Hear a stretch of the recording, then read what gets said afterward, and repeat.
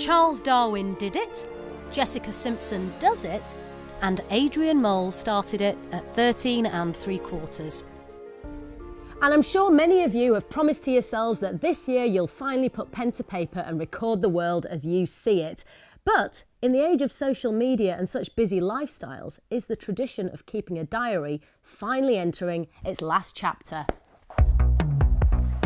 I don't really know any guys that actually write a diary. I do it so when I get older, I can see, I can read back what I've done. I think the old diaries are dead now. I think Facebook and Twitter is like the new diaries of today. But one diary fan feels that people who don't record their thoughts are missing out. I keep a diary kind of as a way of partly keeping track of what I've done in case I want to look back on it in the future. Also just as a way of thinking about what I've been doing and thinking through problems or things that are worrying me. And Phil's passion for diaries doesn't end there. He's been posting the diary of Samuel Pepys on his blog an entry a day for the last 8 years so far, making it available for everyone online.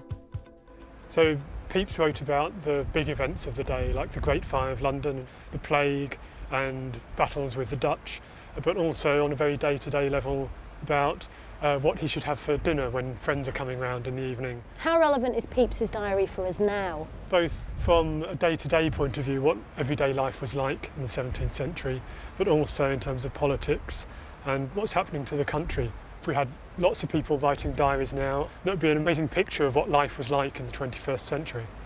But even if you're not going to be the next Pepys, writing down your thoughts can be useful. According to studies, making a note of our emotions can make us happier as it helps us process them. Anna McLaughlin is an organiser of Cringe, an event where grown-ups get up on stage to read their teenage diaries to an audience. This is a list I wrote about what I was looking for in my perfect man. Tall, half a head taller than me. Feet, big. We usually get at least 100 people down and sometimes up to 150. It's just been a real word of mouth thing because I think people have enjoyed it so much and found it so funny they want to tell their friends to come along and listen to people just making complete fools of themselves. What on earth do you get from doing a night like this? It sounds so self-obsessed.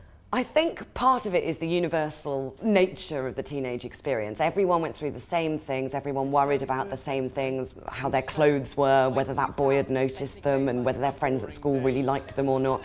So I think everyone relates to what you read out. Yep, we live in a digital age where we've got a variety of platforms to make a note of the world as we see it. But for our most intimate and deeply embarrassing thoughts, only Dear Diary could be entrusted with those.